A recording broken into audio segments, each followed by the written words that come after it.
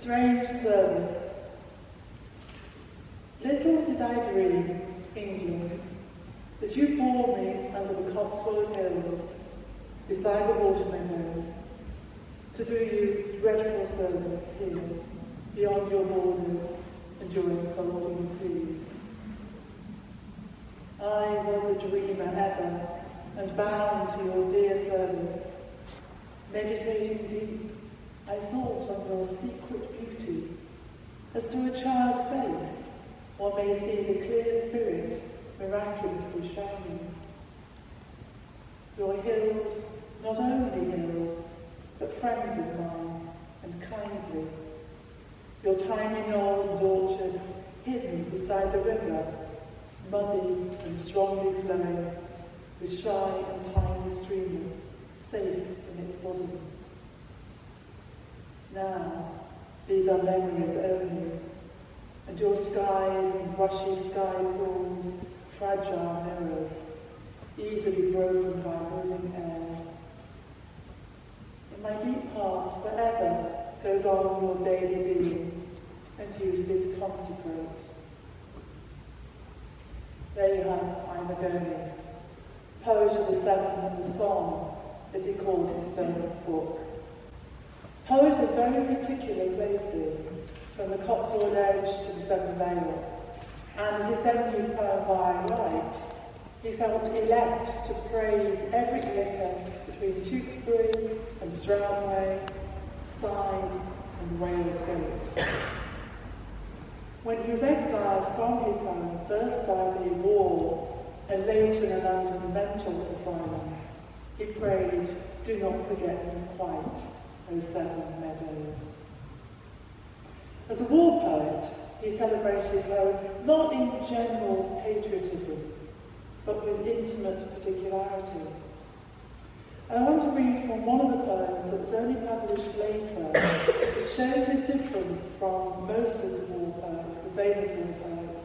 He was not an officer, and he reflects how his understanding of these class distinctions works and how they can be manipulated. He is rarely but sometimes seen as quite a socialist and socially revolutionary poet, rather than a celebrator of nature. This is the silent one,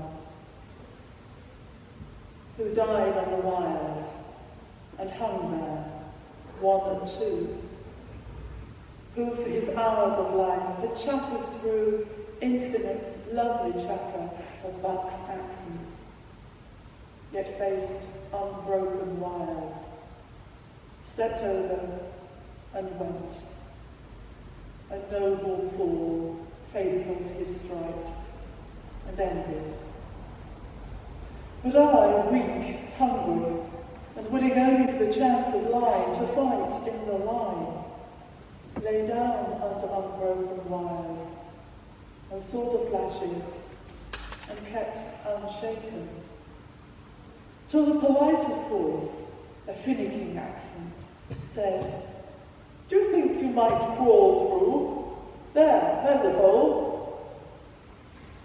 In the afraid darkness, shot at, I smiled, as politely replied, "I'm afraid not, sir." There was no hole, no way to be seen, nothing but chance of death. Gurney wrote some 2,000 poems, most of them unpublished until now.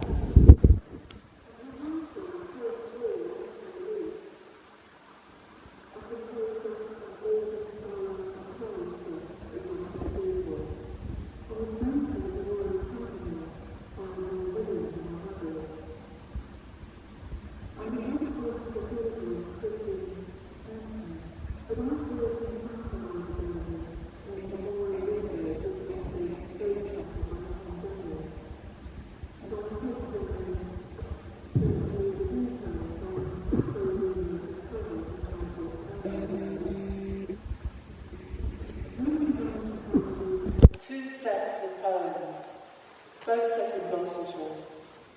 One a verse drama about the Tolstoyan utopian community of white men near Italy, who still exists, and a sequence based on the life and work of Ivor Gurney, which is a series of riffs on particular lines of Gurney's poetry. And it revisits his lines from the troubled relationship with his family, to his war experience, to his mental fragility and breakdown following his medical discharge from the army. It also covers the importance of music and his last 15 years in a London mental asylum. I often employ the villanelle form in these poems as a play on resonant lines from Gurney. It's also the case that the villanelle is very useful because you only really need 2 lines. That's all you need to start a villanelle, which is rather attractive and forward to use in that case. In the poem I'm going to read, one line comes from Gurney's poem Possession, and the other from the title of a Paul Nash painting owned by the Imperial War Museum that conveys the destruction carried out in the name of progress. After the war, Gurney was disgusted by the failure of authorities and the betrayal as he saw it of war veterans. This poem plays on some of that disillusion.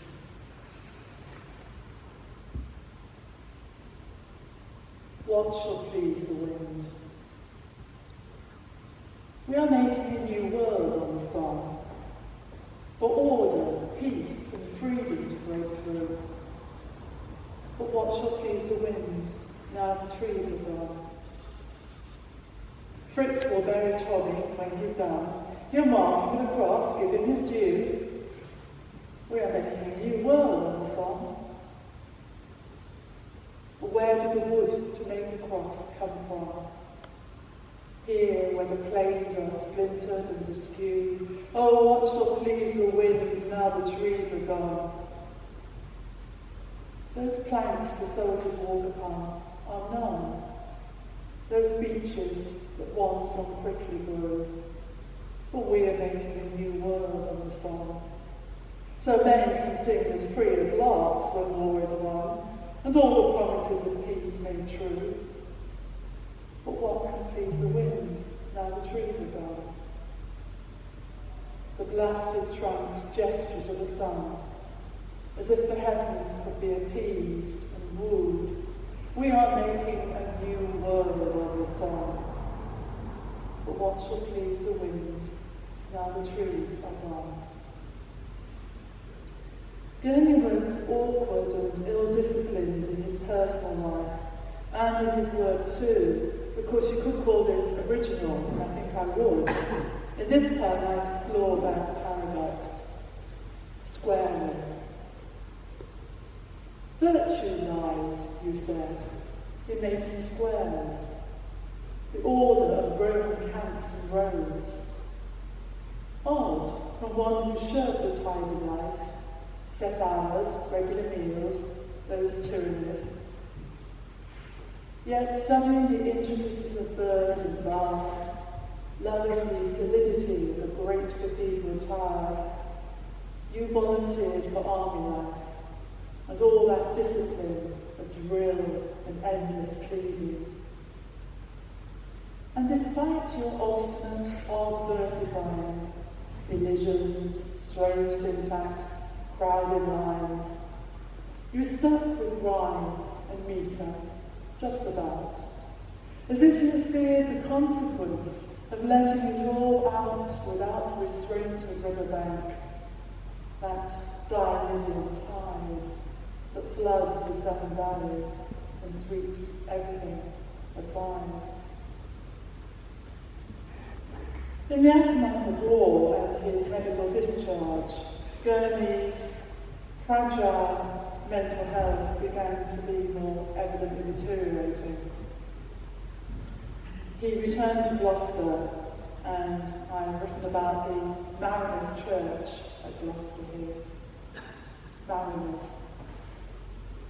Restless, you haunted the dockside, sidling up to the ship's captains, begging to be taken on, to reprise contentment as soldiering's physical work, the mental release of obedience.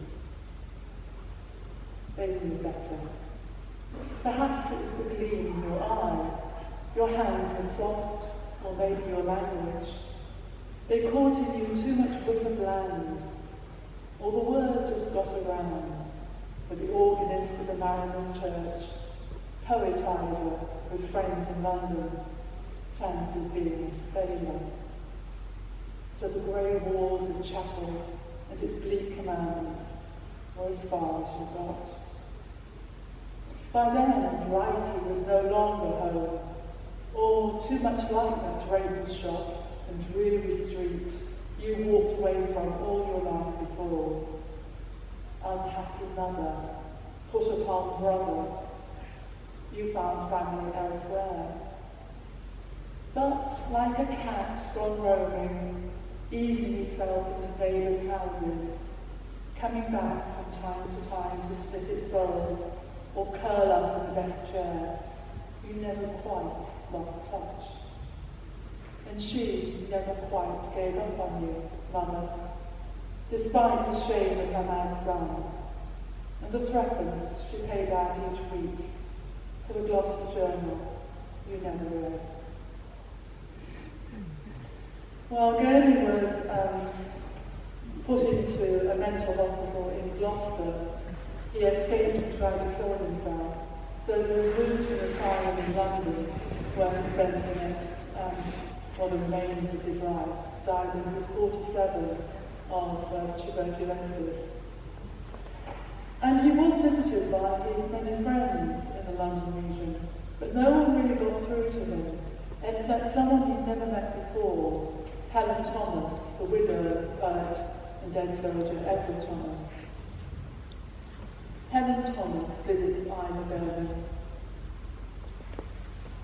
He met me in pyjamas and a dressing gown, but there was nowhere in that bare room to sit down.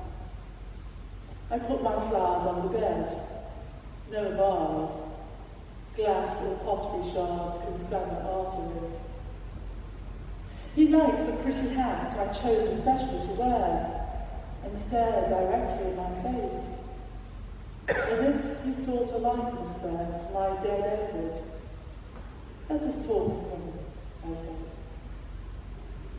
In the common room was a piano, and Ivor played, but none of the men who sat around, eyes bent upon the floor, gave any sign they heard.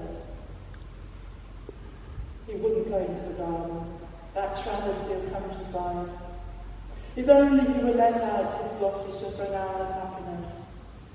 What if he did end his own life after that? So next time, I brought Edward's Ordnance Survey map, and Ivor trod those lanes and villages again, with finger walking down each track. Better than ever we could imagine it. Wandering the hills beside my husband, though they had never met, and Edward brought back to life, to him and me. To go back to those Gurney windows, when I asked permission of Tom Denny to use this image, he pointed out to me that underneath this face of Ivor Gurney, which couldn't be reproduced on the book, are these scattered maps around the feet that Helen Thomas had brought to share with him. In all honesty though, it wasn't this image that really turned me on to reading Ivor Gurney again. It was the image of the frame that was associated with Gurney's poem, Brimstone. It's a dazzling blue window that reflects an insight that Gurney experienced one night above the golden valley under the stars, looking like a steady candle gleam. A perfect moment of calm and belonging, and what he called clemency. So I'll read a poem I didn't include in the book, called Brimstone, about my relationship to Ivor Gurney country through the village where my husband's family lived. Brimstone. For you, the vision came at night. Blue atop the sheer slopes, pines and stars glowing like candles for clemency. For me, Brixton was a steady climb back to a childhood impossible to reach, of hugging precipitous tracks, an idyll of stone cottages and kitchen gardens. Looking down the Golden Valley, always bathed in sun, once basking in prosperity, where mills turned fleece to cloth, canal carried to Bristol, and the railway disappeared into an impossible tunnel on its way to London. The glamour lingered, and when my prospects seemed their worst, I found my way back, taking your kindly valleys for my own, living among their clemency. So many thanks to Anna for asking me to read at the festival, and thank you in particular to Janice and Donald, my publishers,